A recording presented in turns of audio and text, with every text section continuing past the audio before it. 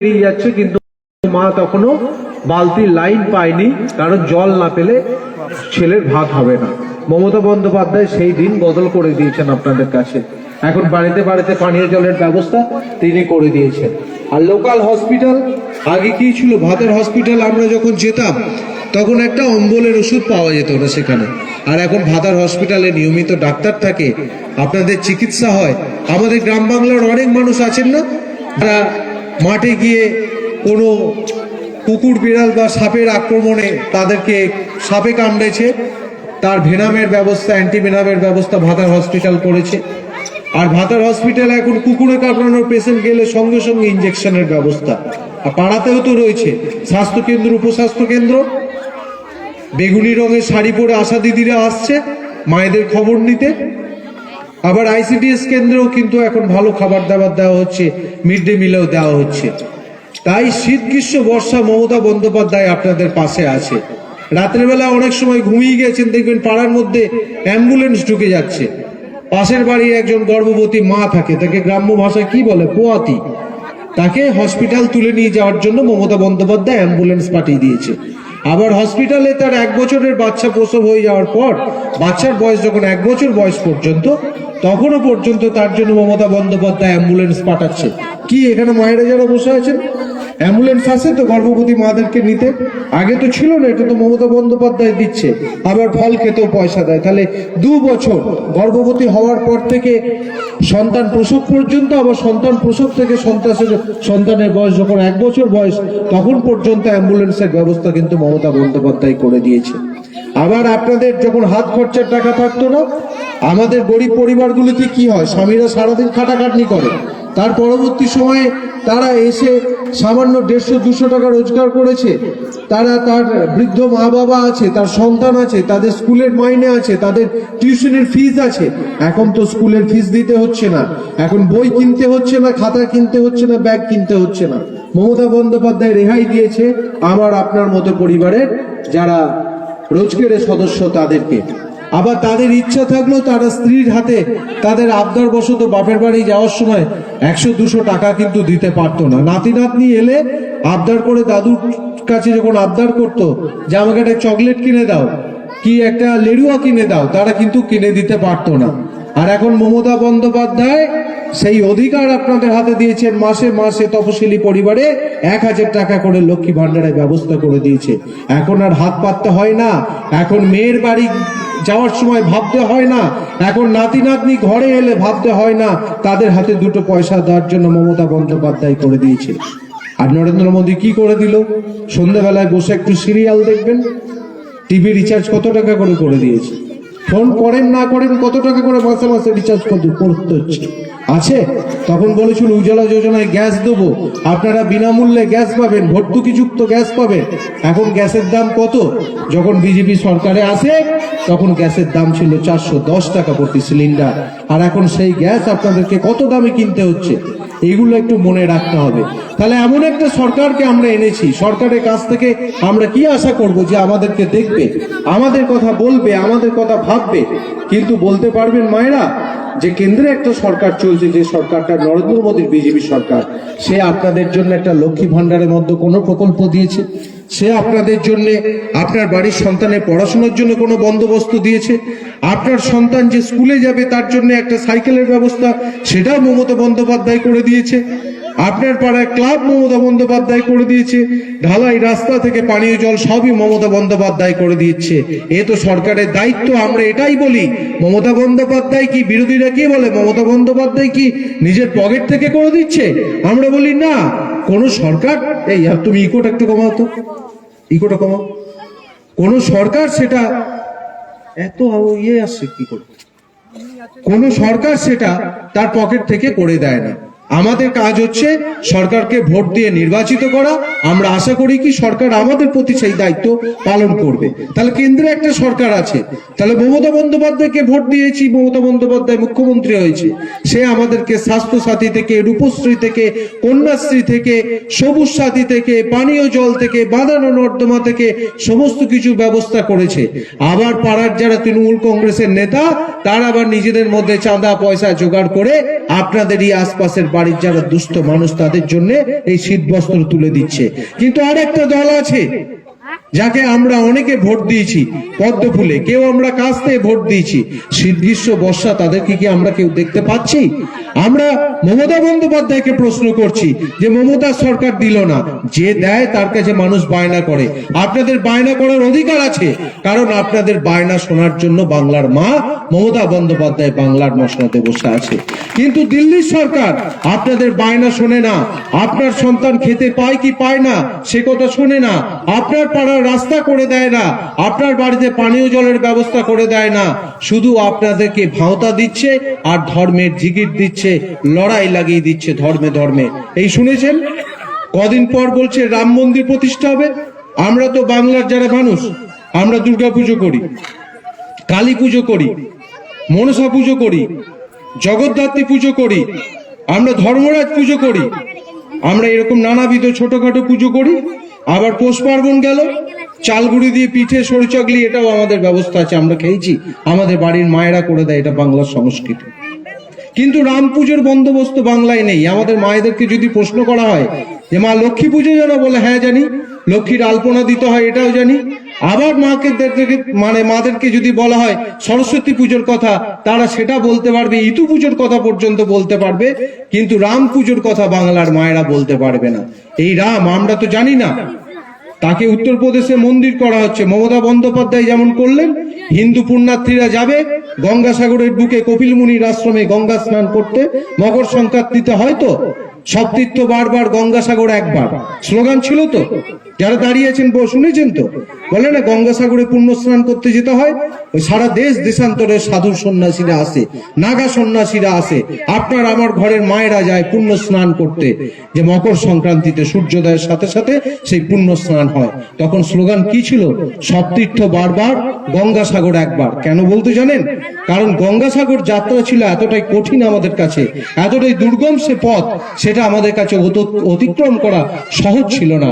তাই গঙ্গাসাগর যেতে গেলে একবারই মানুষ যেতে পারতো, অনেক শখ আহ্লাদ করে একবার যাওয়ার পর তার মনে হতো যে থাক বাবা গঙ্গাসাগর, ওখানেই থাক, আমি একবার ঘুরে এসেছি, এই জীবনে আর যাব না। তার কারণে বলতো যে সব তীর্থ বারবার গঙ্গাসাগর একবার। আর মমতা বন্দ্যোপাধ্যায় সেই গঙ্গাসাগরে এখন পুণ্যার্থীদের থাকার ব্যবস্থা করে দিয়েছেন, কপিল মুনির আশ্রম করে দিয়েছেন, সেখানে লাইট করে দিয়েছেন, রাস্তা করে দিয়েছেন, খাওয়ার ব্যবস্থা করে দিয়েছেন। এখন উত্তরপ্রদেশের সাধু সন্ন্যাসীরা এসে বলছে যে আমরা ধর্ম চর্চা করে সারা দেশ বিদেশে আমরা ঘুরে বেড়াচ্ছি, ভারতবর্ষের হিমালয় থেকে কন্যাকুমারিকা পর্যন্ত আমরা ঘুরছি, কিন্তু এরকম গঙ্গাসাগরের পুণ্যার্থীদের জন্য বাংলার সরকার, বাংলার মুখ্যমন্ত্রী হিন্দু পুণ্যার্থীদের জন্য যে ব্যবস্থা করেছে, সেই ব্যবস্থা কিন্তু সারা ভারতবর্ষ ঘুরে আমরা কোথাও দেখতে পাচ্ছি না। তা ধর্ম কি আমরা কারোর কাছে শিখবো, কোন রাজনৈতিক দলের কাছে শিখবো? আমাদের ধর্ম আমাদের কাছে, আমরা সবাই মিলেমিশে একসাথে থাকবো, এই ভেদাভেদ থাকবে না। যারা আমাদের মধ্যে ভেদাভেদ লাগিয়ে দিতে চাইছে, তারা নিজেদের আখের গোছাতে চাইছে, তারা নিজেদের ভোট ব্যাংক গোছাতে চাইছে। আমাদেরকে একসাথে মিলেমিশে থাকতে হবে। রাজনৈতিক দলগুলির কাছে প্রশ্ন করতে হবে যে তুমি ধর্মের কথা কেন বলছো। বিজেপির কাছে প্রশ্ন করতে হবে, সিপিএম এর কাছে প্রশ্ন করতে হবে। টিভিতে বসে দেখছেন তো যে এই সিপিএম কংগ্রেস এরা সবাই বিজেপির দোষর। কারণ এরা যখন টিভিতে বসে, আমরা সন্ধ্যাবেলায় কি দেখি? সবাই মমতা বন্দ্যোপাধ্যায়কে আক্রমণ করছে। যে সরকার আপনাকে লক্ষ্মী ভান্ডার দিচ্ছে, কংগ্রেস সিপিএম আক্রমণ করছে তাকে। যে সরকার আপনার বাড়ির সন্তানকে সবুজ সাথী সাইকেল দিয়েছে, আপনার পাড়ার রাস্তা করে দিয়েছে, সেই সরকারকে আক্রমণ করে। যে সরকারের মুখ্যমন্ত্রী মমতা বন্দ্যোপাধ্যায় বাংলার 9 কোটি মানুষকে বিনামূল্যে রেশনে চাল দেয়, সেই সরকারকে আক্রমণ করে কংগ্রেস, বিজেপি এবং সিপিএম একসঙ্গে বসে। কিন্তু এই সিপিএম কে, এই কংগ্রেসকে আপনারা দেখেছেন যে কেন্দ্রে একটা সরকার চলছে, তাদেরও পশ্চিমবঙ্গের প্রতি কিছু দায়িত্ব আছে। পশ্চিমবাংলার নাগরিকরাও তো ভারতবর্ষের নাগরিক, তাহলে দিল্লির সরকার, বাংলার সরকার দায়িত্ব পালন করবে, তার প্রতি প্রশ্ন রাখবেন। আপনারা প্রশ্ন করবেন, আমরা উত্তর দেব। আমাদের দায়িত্বের মধ্যে পড়ে এই বাংলার সর্ববৃহৎ আমরা সেই সরকার, আমরা সেই শক্তির মধ্যে পড়ি যারা মহিলাদের সশক্তিকরণের জন্য মহিলা স্বয়ম্বর গোষ্ঠী, মহিলাদেরকে ঋণ প্রদানের ক্ষেত্রে, নারী শিক্ষার অগ্রগতির ক্ষেত্রে কন্যাশ্রীর মতো প্রকল্প নিয়েছেন, যা আপনার আমার পরিবারের সন্তানরা মাথা উঁচু করে আজকে পড়াশোনা করতে যায় স্কুলে। আজকে আর কিন্তু আমরা কেউ কন্যা দায়গ্রস্ত পরিবার নই, এখন কন্যা সন্তান বলছে দিলে শিক্ষা নিলে যত্ন, মেয়েও হবে কন্যা রত্ন। এই স্লোগান পশ্চিমবঙ্গ সরকার দিয়েছেন মমতা বন্দ্যোপাধ্যায়। তাই আপনার বাড়িতে যখন কন্যা সন্তান জন্মগ্রহণ করে, এখন আর আপনার বাড়ির মেয়েকে, আপনার বাড়ির পুত্রবধূকে কেউ কিন্তু অলক্ষী বলে না। মমতা বন্দ্যোপাধ্যায় ওই অভিশাপের দিন কাটিয়ে দিয়েছে, এইটা আপনাদেরকে মাথায় রাখতে হবে। কিন্তু দিল্লি সরকারের কাছে আমরা প্রশ্ন রাখতে চাই যে ভারতবর্ষের নারীদের জন্য আপনারা কি দায়িত্ব পালন করেছেন? আচ্ছা, এখানে যারা মায়েরা বসে আছেন, আপনারা কি চান না সমাজে মাথা উঁচু করে বেঁচে থাকতে? এখানে যারা তপশিলি জাতি উপজাতি সম্প্রদায়ের মানুষ আছেন, তারা কি চান না যে মাথা উঁচু করে সমাজে চলতে? আপনারা কি চান? কিন্তু বিজেপি সেই হিন্দুত্ব এখানে আনতে চাইছে যা উত্তরপ্রদেশ, যা বিহার, রাজস্থান চলে, যা উত্তরাখণ্ডে চলে, সেই হিন্দুত্ব। যে হিন্দুত্বের মধ্যে যারা উচ্চ বর্ণের মানুষ, যারা ব্রাহ্মণ শ্রেণীভুক্ত মানুষ, তারা চায় নিম্ন বর্গীয় তপশিলি জাতি উপজাতি মানুষের উপর নিষ্পেষণ চালাতে। একটা খেলা করতে করতে উত্তরপ্রদেশে একটা তপশিলি পরিবারের সন্তান যখন কি হয়েছে, ওর বলতে দাও, ও যা করছে করুক, তোমরা এদিকে মন দাও। একটা তপশিলি পরিবারের সন্তান যখন খেলতে খেলতে তার বন্ধুর সঙ্গে একটা ব্রাহ্মণ পরিবারের খামার বাড়িতে উঠে পড়েছে, তাকে গ্রামের মোড়লরা বিচার বসে তার মাথা কামিয়ে দিয়েছে, বলেছে তুই শিডিউল কাস্ট ঘরের ছেলে, তুই কেন ভদ্রলোকের ঘরে খামারে উঠবি? এই শাসন বিজেপির ওখানে উত্তরপ্রদেশের বুকে এনেছে। এটা আপনাদেরকে মাথায় রাখতে হবে। আর তারা ডবল ইঞ্জিন সরকারের কথা বলছে। ডবল ইঞ্জিন সরকার কি জানেন? রাজ্যের সরকার যদি ভুল করে, কেন্দ্রের সরকারের কাছে অভিযোগ জানানোর জায়গা থাকবে না। একে বলে ডবল ইঞ্জিনের সরকার। ডবল ইঞ্জিন সরকার কি জানেন? কেন্দ্রের সরকার যদি অন্যায় করে, রাজ্য সরকারের কাছে বিচার পাওয়ার জায়গা থাকবে না। এটা হলো ডবল ইঞ্জিনের সরকার। গণধর্ষণ কাণ্ডে বিজেপির নেতার অভিযোগ তো আপনারা দেখছেন না? যখন মমতা বন্দ্যোপাধ্যায় পঞ্চায়েতে 50% আসন সংরক্ষণ করে আপনার আমার পরিবারের মায়েদেরকে মাথা উঁচু করে বাঁচার জন্য আহ্বান জানাচ্ছে, বলছে যে মেয়েরা কেন রান্না করবে, মেয়েরা কেন বাড়িতে ঝিয়ের পরিচারিকার কাজ করবে, এই মেয়েরা WBCS করবে, এই মেয়েরা UPSC দেবে, এরা IAS হবে, এরা IPS হবে, এরা কলেজের প্রফেসর হবে। মমতা বন্দ্যোপাধ্যায় গত 10 বছর ধরে এই লড়াইটা আপনাদের জন্য লড়ছেন। আপনাদের বাড়ির মেয়েরা যেন আপনাদের কাছে বোঝা না হয়, তার জন্য কন্যাশ্রী, বিবাহযোগ্য কন্যার জন্য রূপশ্রী প্রকল্পের বন্দোবস্ত মমতা বন্দ্যোপাধ্যায় করেছে। তাই আপনাদের সজাগ দৃষ্টি আপনাদেরকে এগিয়ে নিয়ে যেতে আপনাদের কি পথ দেখাবে। আমরা বলবো আপনারা বিচার করবেন। তৃণমূল কংগ্রেস আছে, CPM আছে, বিজেপি আছে, কংগ্রেস আছে, কিন্তু বিচার করবেন আপনারা। আপনাদেরকে সিদ্ধান্ত নিতে হবে যে ভাতারের এই সামগ্রিক শান্তি শৃঙ্খলার পরিবেশ যেভাবে রক্ষিত হচ্ছে, এখানে পুলিশ প্রশাসন যেভাবে আইনের শাসন বজায় রেখেছেন, সেই ছত্রছায়ায় থাকবেন নাকি নিজেরা আগুনের দিকে ঝাঁপ দেবেন? বলেনি 19 সালে বিজেপি ক্ষমতা এলে আপনাদেরকে কি করে দেবে? বছরে 2 কোটি বেকারের চাকরি হবে বলেছিল।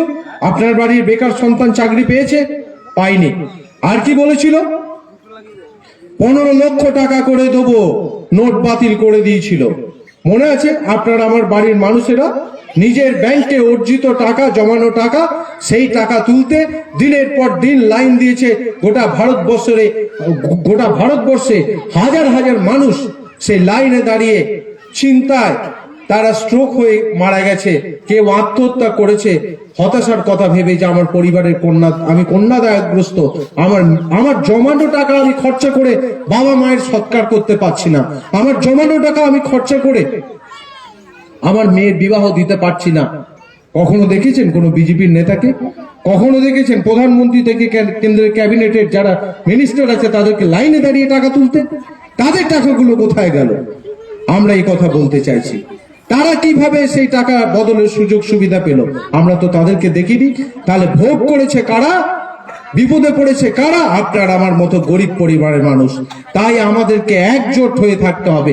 ভুল ভ্রান্তি বিভ্রান্তি অনেকে করবে, কিন্তু ভাতারের মানুষ শান্তিতে আছে। টিভি দেখবেন, খবরের কাগজ পড়বেন, মোবাইল দেখবেন, ভাতারে কোথাও কোনো অভিযোগ নেই। সমগ্র পশ্চিম বাংলার কোথাও কোথাও কিছু বিক্ষিপ্ত ঘটনা নিশ্চয়ই আছে, কিছু মারামারি আছে, কিছু অশান্তি আছে, কিছু দুষ্কৃতকারী আছে, কিন্তু সেই আছেটার সংখ্যা কম। আপনি বলুন 21 সাল কেন 19 সালের পর থেকে আপনার গ্রামে এখানে কোনো বিজেপি নেতা, কোনো সিপিএম নেতা, কোনো কংগ্রেসের গায়ে হাত পড়েছে কিনা? আপনি বলুন আপনাদের অঞ্চলে কোনো বিজেপি নেতৃত্বকে আমরা আক্রমণ করেছি কিনা? আপনি বলুন ভাতারে কোনো সিপিএম কংগ্রেস বিজেপি কোনো নেতৃত্বকে আমরা আক্রমণ করেছি কিনা? তাহলে এই পরিবেশটাই তো শান্তির পরিবেশ।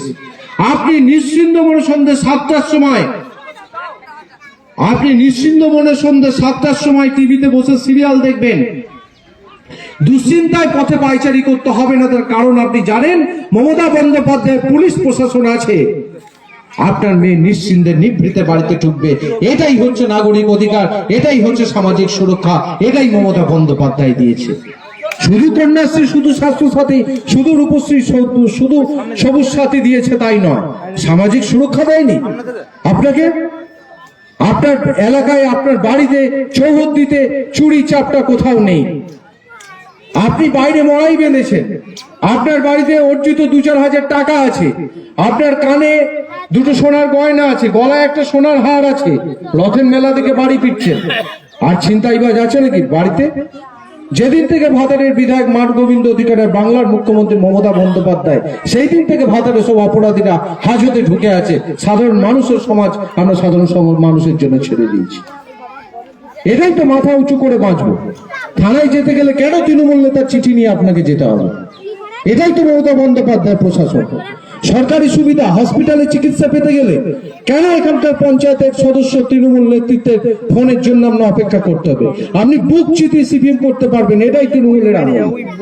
আপনি বুক চিতিয়ে বিজেপি করার অধিকার রাখেন, এটাই তৃণমূলের আমল। আপনি বুক চিতিয়ে কংগ্রেস করতে পারেন, এটাই তৃণমূলের আমল। আবার কংগ্রেস সিপিএম বিজেপি করার পরেও দুয়ারে সরকারের লাইন দিয়ে আপনার পরিবারের সকল সদস্যের জন্য মমতা বন্দ্যোপাধ্যায় সরকারের আপনারা পরিষেবাটা গ্রহণ করবেন, এটাই তৃণমূল কংগ্রেসের আমল। এটাই ভাতারের মাটিতে এনেছেন বিধায়ক মাঠ গোবিন্দ অধিকারী মহাশয়। আপনাদের সামনে দীর্ঘক্ষণ কথা বললাম।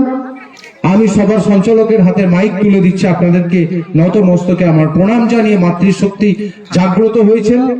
আমি জানি এই গ্রামের সুদিন আসবে, আরো মাথা উঁচু করে এই গ্রাম এগিয়ে যাবে, এই গ্রামের আরো উন্নয়ন হবে। আমি সকলের শ্রীবৃদ্ধি কামনা করছি। আমার প্রণাম, নমস্কার, শুভেচ্ছা, অভিনন্দন, ভালোবাসা গ্রহণ করবেন। মমতা বন্দ্যোপাধ্যায় জিন্দাবাদ, অভিষেক বন্দ্যোপাধ্যায় জিন্দাবাদ, তৃণমূল যুব কংগ্রেস জিন্দাবাদ। আমি এই বলে আপনাদের সকলকে আবার আমার নতুন বছরে আন্তরিক প্রীতি, শুভেচ্ছা, অভিনন্দন জানিয়ে শেষ করছি। নমস্কার।